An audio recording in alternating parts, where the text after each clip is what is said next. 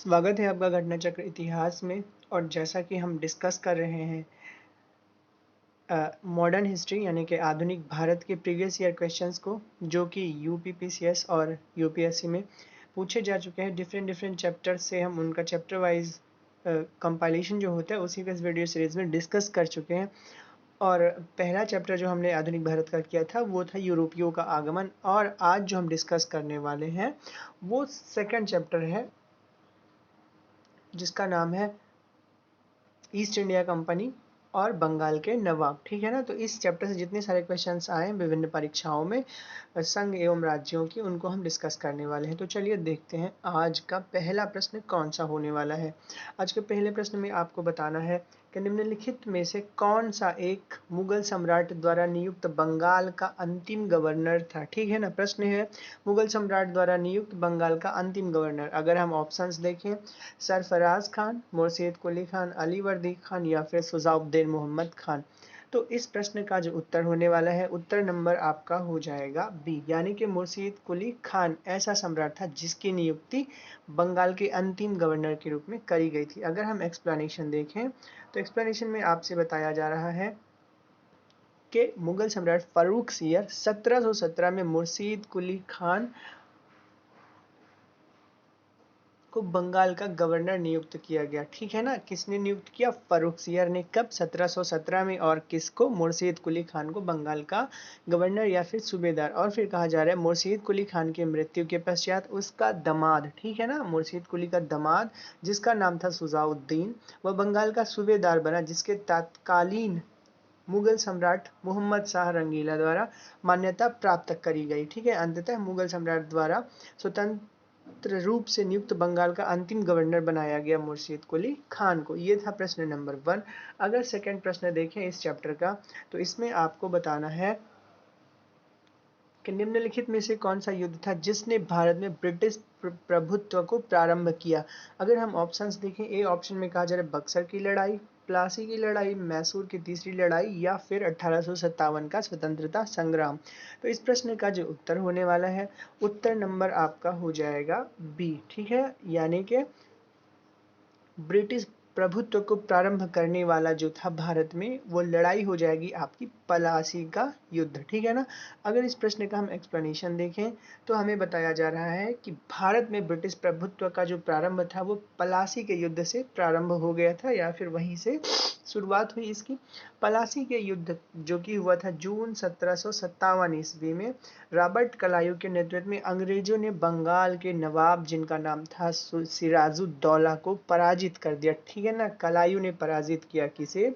सिराजुद्दौला को। नवाब की सेना 3 राजद्रोहियों मीर जाफर, यार लतीफ और राय दुर्लभ की सेना में नायकत्व में थे। ठीक है ना। दुर्लभ के सेना नायकत्व थे, यानी कि नवाब की सेना में जो सेना नायक के रूप में थे वो कौन कौन थे? मीर जाफर, यार लतीफ और दुर्लभ राय। इन 3 नामों को आपको बहुत ज़्यादा ध्यान से देखना है और याद भी कर लेना है, क्योंकि विभिन्न परीक्षाओं में इन तीनों के बारे में जरूर पूछा जाता है, क्योंकि इन्होंने सेना में क्या किया था? एक घुसपैठ का काम किया। बाद में ये अंग्रेजों से मिल गए थे। कहा जा रहा है कि नवाब की एक अग्रगामी टुकड़ी का नेता जिसका नाम था मीर मदान तथा मोहनलाल, सहसा एक गोली से रणभूमि में ही मीर मदान मारा गया, तथा नवाब सुजाउद्दौला द्वारा अपने प्रमुख अधिकारियों से मंत्रणा के दौरान मीर जाफर ने उसे पीछे हटने को कहा तथा यह भी कहा कि नवाब की सेना के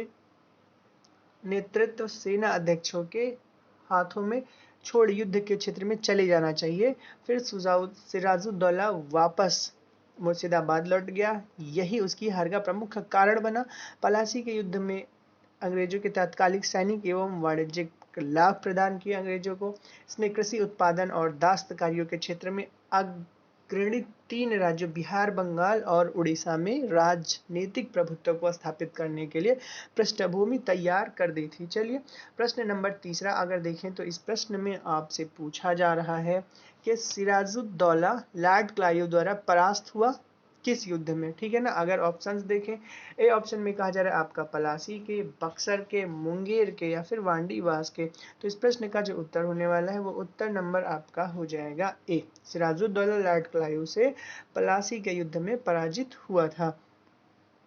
प्रश्न संख्या अगर अगली हम देखें तो इस प्रश्न में आपसे पूछा जा रहा है भारतवर्ष में ब्रिटिश साम्राज्य का संस्थापक कौन था। प्रश्न क्या है कि भारतवर्ष में ब्रिटिश साम्राज्य का संस्थापक कौन था। अगर ऑप्शंस देखें तो ऑप्शन ए में कहा जा रहा है Warren Hastings, Lord Amherst, Lord Robert Clive एवं डी ऑप्शन आपका लॉर्ड विलियम वेंटिक है।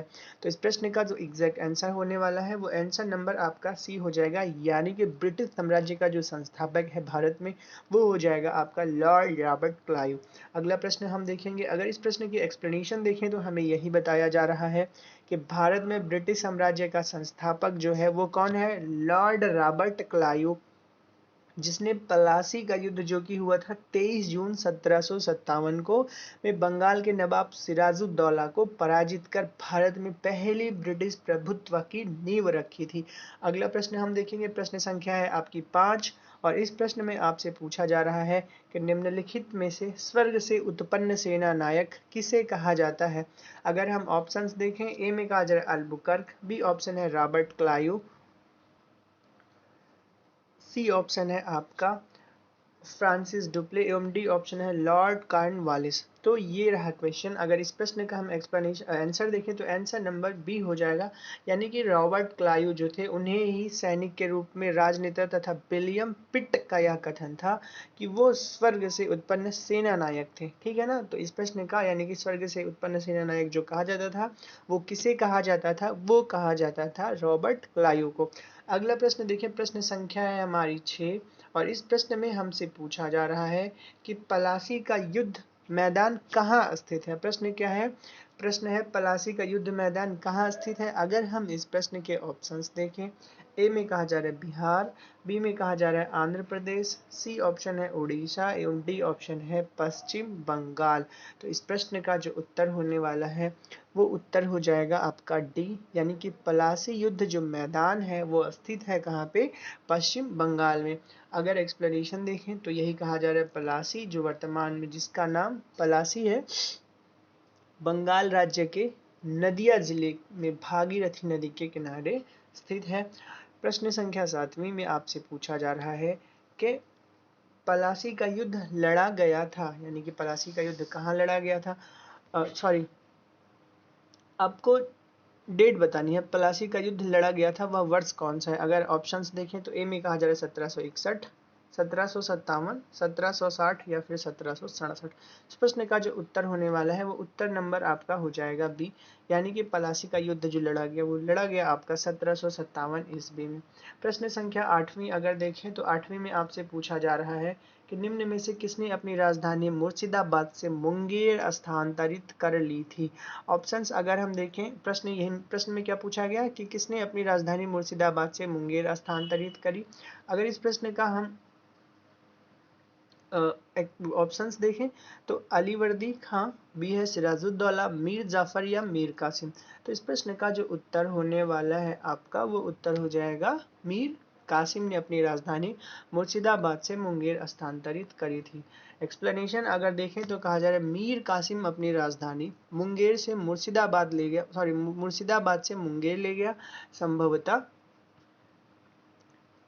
मुर्शिदाबाद के षड्यंत्र में वातावरण तथा कलकत्ता से दूर रहना चाहता था ताकि अंग्रेजों का हस्तक्षेप अधिक ना हो। प्रश्न अगला हम देखें, प्रश्न संख्या है हमारी 9। इस प्रश्न में हमसे पूछा जा रहा है सबसे अधिक निर्णायक युद्ध जिसने अंग्रेजों के समय में प्रभुत्व संस्थापित किया था, ठीक है ना, यानी कि वह ऐसा कौन सा युद्ध था जिसने अंग्रेजों का भारत में प्रभुत्व स्थापित करा था, वो ऐसी कौन सी लड़ाई थी। अगर ऑप्शंस देखें तो ए ऑप्शन है आपका, ऑप्शन ए में कहा जा रहा है बक्सर का युद्ध, बी ऑप्शन है प्लासी का युद्ध, वांडीवास का युद्ध या फिर पानीपत का तीसरा युद्ध। इस प्रश्न का जो उत्तर होने वाला है वो उत्तर नंबर आपका हो जाएगा बक्सर युद्ध, यानी कि अंग्रेजों का प्रभुत्व स्थापित करने वाला जो युद्ध हुआ वो बक्सर का युद्ध हुआ था। अगर इस प्रश्न का हम एक्सप्लेनेशन पूरा देखें तो हमें यही कहा जा रहा है कि 22 अक्टूबर 1764 को अंग्रेजों ने मीर कासिम, अवध के नवाब शुजाउद्दौला तथा दिल्ली के मुगल सम्राट शाह आलम द्वितीय की सम्मिलित सेना को बक्सर के युद्ध में परास्त कर दिया। ठीक है ना, किसने परास्त किया? अंग्रेजों ने। ठीक है ना, किन किन की सम्मिलित सेना को? मीर कासिम, अवध के नवाब जो थे शुजाउद्दौला तथा दिल्ली के मुगल सम्राट शाह आलम द्वितीय की, इन तीनों की सम्मिलित सेना को 22 अक्टूबर 1764 ईस्वी को अंग्रेजों ने कर दिया परास्त।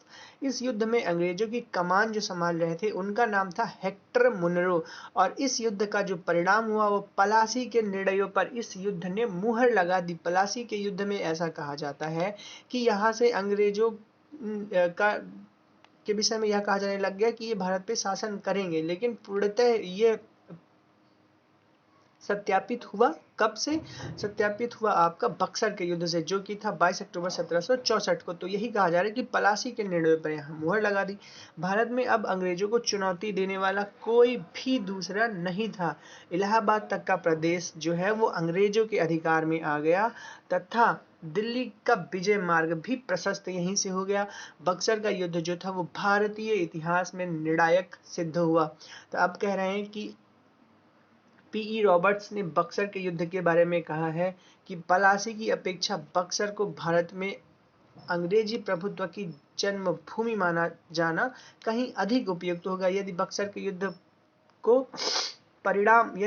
युद्ध के परिणाम को देखा जाए तो यह कहा जा सकता है कि जहां पलासी की विजय अंग्रेजों की कूटनीति का परिणाम है, वहीं बक्सर की विजय को इतिहासकारों ने पूर्णतः सैनिक विजय बताया था। पलासी के युद्ध ने अंग्रेजों की प्रभुता बंगाल में स्थापित की, परंतु बक्सर के युद्ध ने कंपनी को एक अखिल भारतीय शक्ति का रूप दे दिया था। चलिए अगला प्रश्न हम देखें। प्रश्न संख्या है हमारी 10, और इस प्रश्न में हमसे पूछा जा रहा है कि ईस्ट इंडिया कंपनी द्वारा लड़े गए निम्नलिखित युद्धों में से कौन सा सर्वाधिक निर्णायक रहा था। अगर हम ऑप्शंस देखें, बक्सर की लड़ाई, पलासी की लड़ाई, प्रथम आंग्ल सिख युद्ध या फिर प्रथम आंग्ल मैसूर युद्ध। तो इस प्रश्न का जो उत्तर होने वाला है वो उत्तर नंबर आपका हो जाएगा ए, बक्सर की लड़ाई। बक्सर की लड़ाई के विषय में हमने देखा कि बक्सर की लड़ाई लड़ी गई कब? 17 अक्टूबर 1764 ईस्वी में, जिस लड़ाई में अंग्रेजों ने मीर कासिम, शुजाउद्दौला एवं शाह आलम द्वितीय की सम्मिलित सेना को पराजित कर दिया। और यहीं से कहा जाने लग गया कि अंग्रेजों का जो शासन है वो भारत में पूर्णतः स्थापित एवं सत्यापित हो गया। अगला प्रश्न हम देखेंगे। प्रश्न संख्या है हमारी 11, और इस प्रश्न में हमसे पूछा जा रहा है इंग्लैंड की ईस्ट इंडिया कंपनी की भारत में प्रथम निर्णायक सैन्य सफलता मानी जाती है। ठीक है ना, प्रथम निर्णायक सैन्य सफलता कौन सी थी? ऑप्शन है आपका बक्सर का युद्ध, पलासी का युद्ध, पानीपत का युद्ध एवं हल्दी घाटी का युद्ध। तो इस प्रश्न का जो उत्तर होने वाला है वो उत्तर नंबर आपका हो जाएगा ए, यानी कि बक्सर का युद्ध जो है उसे प्रथम निर्णायक सैन्य सफलता के रूप में माना जाता है। प्रश्न संख्या 12वां हम देखते हैं। तो इस प्रश्न में हमसे पूछा जा रहा है कि निम्नलिखित में से कौन सा युद्ध भारत में अंग्रेजों के आधिपत्य की स्थापना की दृष्टि से सर्वाधिक महत्वपूर्ण समझा जाता है। ऑप्शंस अगर हम देखें, बक्सर का युद्ध, पलासी का युद्ध, श्रीरंगपट्टनम या फिर वांडीवास। तो इस प्रश्न का जो उत्तर होने वाला है वो उत्तर नंबर आपका हो जाएगा ए, यानी कि बक्सर का युद्ध। अगला प्रश्न देखें हम। प्रश्न संख्या ये थी हमारी 12।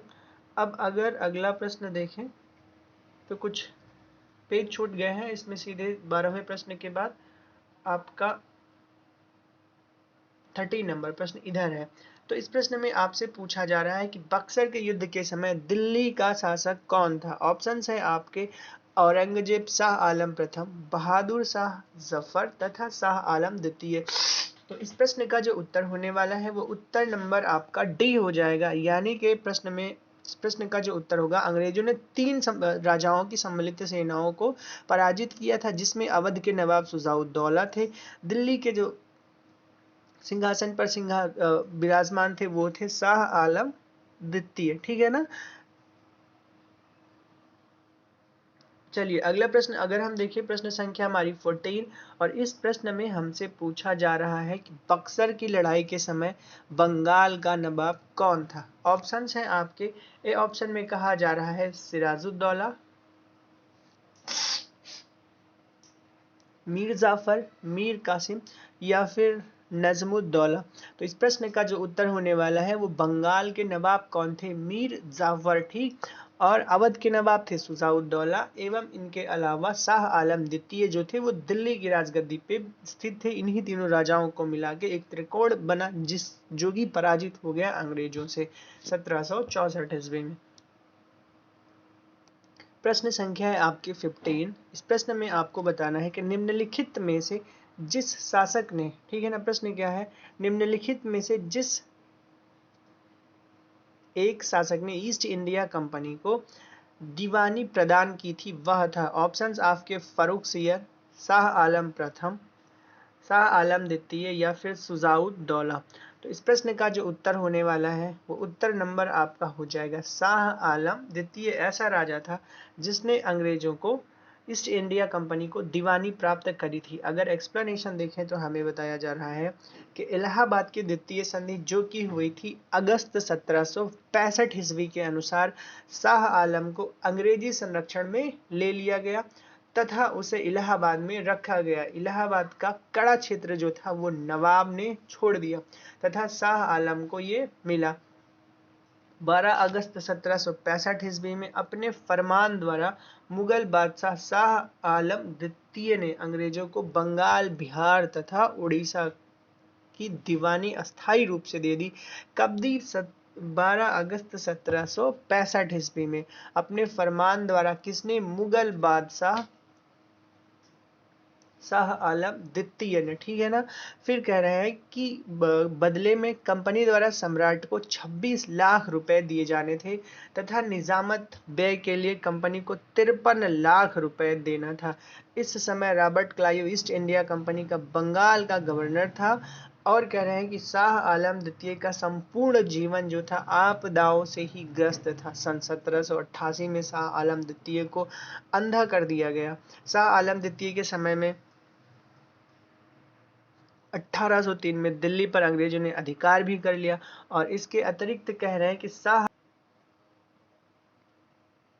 दो अधिकारी अकबर द्वितीय और बहादुर शाह द्वितीय ईस्ट इंडिया कंपनी के पेंशन भोगी मात्र बनकर रह गए। चलिए प्रश्न संख्या हम देखते हैं 16।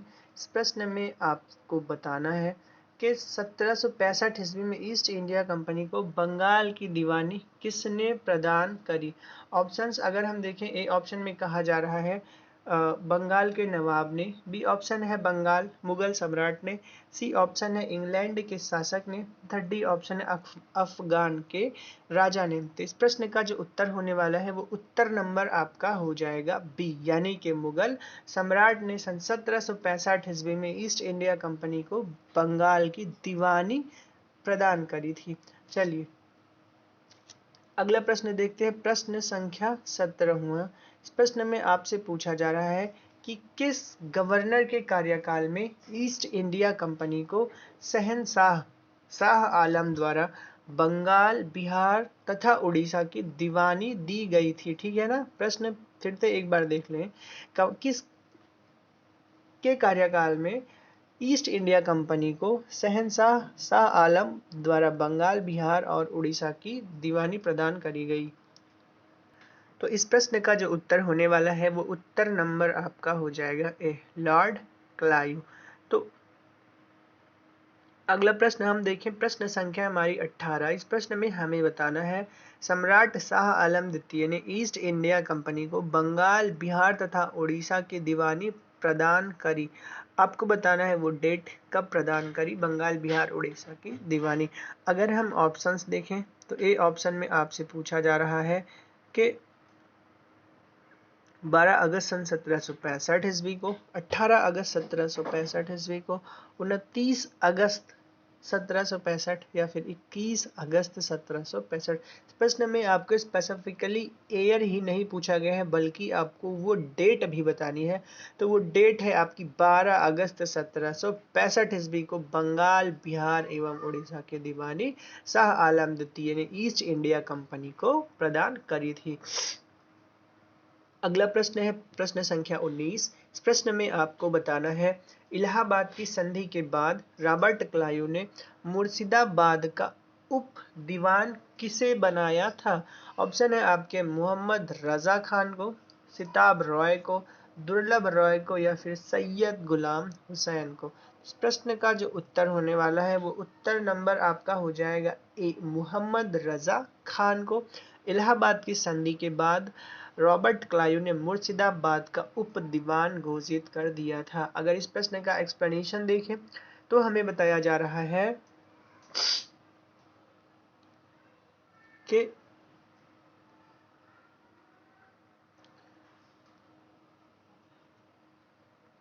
इलाहाबाद की दूसरी संधि जो कि हुई थी कब, अगस्त 1765 के अनुसार भगोड़े सम्राट शाह आलम को अंग्रेजी संरक्षण में ले लिया गया तथा उसे इलाहाबाद में रखा गया था।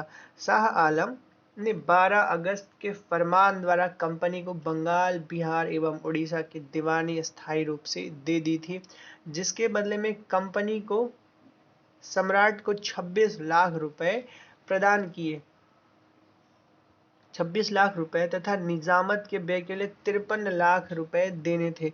इस समय कंपनी सीधे कर संग्रह करने का भार न तो लेना चाहती थी और न ही उसके पास ऐसी कोई क्षमता थी। आगे कहा जा रहा है कि कंपनी ने दीवानी कार्य के लिए 2 उप दीवानों, बंगाल के मोहम्मद रजा खान तथा बिहार के राजा सिताब रॉय की नियुक्ति करी थी। मोहम्मद रजा खान जो है वो उप निजाम के रूप में भी कार्य करते थे एवं इसके अतिरिक्त इस प्रकार की समस्त दीवानी तथा निजामत का कार्य भारतीयों के द्वारा ही चलाया जाता था। यद्यपि अधिकार कंपनी के हाथ में भी दे दिए गए थे। अगला प्रश्न है प्रश्न संख्या 20 और इस प्रश्न में आपको बताना है कि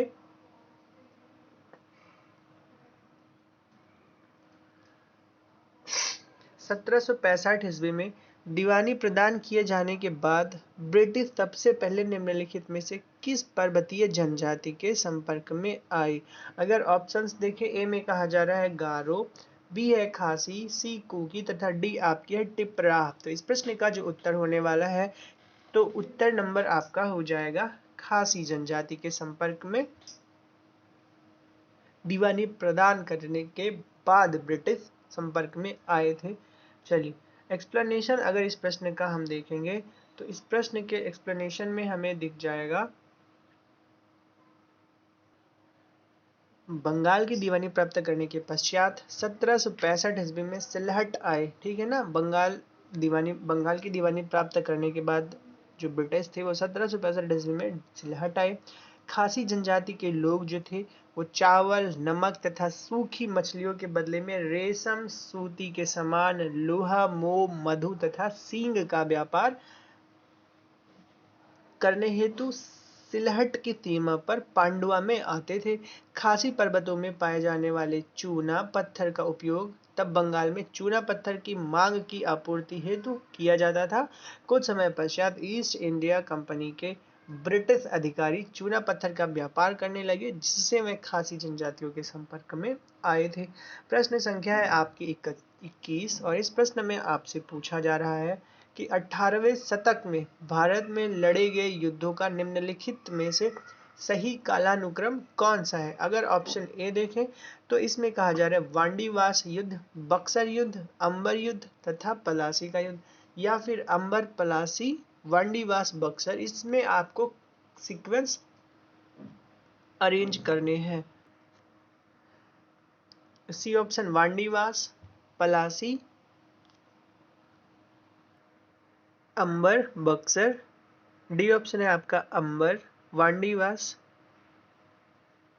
पलासी। तो इस प्रश्न का जो उत्तर होने वाला है वो उत्तर नंबर आपका हो जाएगा बी, यानी कि अंबर का युद्ध सबसे पहले, उसके बाद पलासी, फिर वांडीवास के बाद में आपका लड़ा गया बक्सर का युद्ध। अगर हम एक्सप्लेनेशन देखें इन प्रश्नों की, तो सबसे पहले जो आता है आपका वो अंबर का युद्ध लड़ा गया सन 1749 में। फिर इसके बाद पलासी आपका लड़ा गया 1757 में। फिर वांडीवास आपका 1760 एवं बक्सर जो है वो लड़ा गया सन 1764 ईस्वी में। अगला प्रश्न देखिए, प्रश्न संख्या हमारी 22। इस प्रश्न में हमको बताना है कि उस फ्रांसीसी सेनापति का नाम बताइए जो सन 1760 के वांडीवास के युद्ध में पराजित हुआ था। ऑप्शंस आपके हैं काउंट लाली, फ्रांसिस मार्टिन, डुप्ले या फिर उपर्युक्त में से कोई नहीं। तो इस प्रश्न का जो उत्तर होने वाला है वो उत्तर नंबर आपका हो जाएगा ए, यानी कि वो कौन सा था, काउंट लाली, ठीक है ना, जो कि 1760 वांडीवास के युद्ध में पराजित हो गया था। अगला प्रश्न हम देखेंगे, प्रश्न संख्या हमारी 23। इस प्रश्न में हमें बताना है कि वांडीवास के युद्ध जो कि हुआ था 1760 ईस्वी में, हुआ क्या था। फ्रेंच ने ब्रिटिश को हराया, ब्रिटिश ने डचों को हराया, ब्रिटिश ने फ्रेंच को हराया या फिर डचों ने ब्रिटिश को हराया। इस प्रश्न का उत्तर आपका होने वाला है उत्तर संख्या सी, यानी कि वांडीवास के युद्ध में ब्रिटिश ने फ्रेंच को हरा दिया था। अगला प्रश्न है प्रश्न संख्या आपका 24। इस प्रश्न में आपको मैच करने हैं कि बताना है कौन युग्म सही सुमेलित है। ऑप्शंस आपके हैं, ए में बक्सर का युद्ध हुआ था, बक्सर के युद्ध में मीर जाफर के विरुद्ध कलायू हो गए थे। वांडीवास के युद्ध में फ्रांसीसी के विरुद्ध ईस्ट इंडिया कंपनी हो गई थी। चिलिया वाल का युद्ध में डलहौजी के विरुद्ध मराठे हो गए थे, या फिर खुर्दा के युद्ध में निजाम के विरुद्ध ईस्ट इंडिया कंपनी हो गई थी। इस प्रश्न का जो उत्तर होने वाला वो उत्तर नंबर आपका हो जाएगा बी, जो कि सही सुमेलित है। इस सही सुमेल का हो जाएगा आंसर आपका वांडीवास के युद्ध में फ्रांसीसी के विरुद्ध ईस्ट इंडिया कंपनी हो गई थी। चलिए अगला प्रश्न है हमारा प्रश्न संख्या 25। इस प्रश्न में आपसे पूछा जा रहा है निम्न में से किसने भारत में अंग्रेजों का सर्वाधिक विरोध किया था। ऑप्शंस आपके हैं मराठा, मुगल, राजपूत या फिर सिख। इस प्रश्न का जो उत्तर होने वाला है, जो सर्वाधिक अंग्रेजों के विरोधी थे वो थे मराठे। चलिए अगला प्रश्न हम देखते हैं, प्रश्न संख्या है आपकी, ये प्रश्न लास्ट था तो इस वीडियो में केवल और केवल 25 प्रश्न ही डिस्कस करेंगे हम, क्योंकि जो सेकेंड चैप्टर है घटना चक्र इतिहास में, इसमें केवल आपके 25 प्रश्न ही है। तो आशा करते हैं जो ये सीरीज चल रही है आपको अच्छी लगी होगी। अगर सीरीज के सारे वीडियो आपको अच्छे लगे हों तो प्लीज़ चैनल को सब्सक्राइब करिएगा और वीडियो को अपने दोस्तों में ज़रूर शेयर करिएगा। बहुत बहुत धन्यवाद।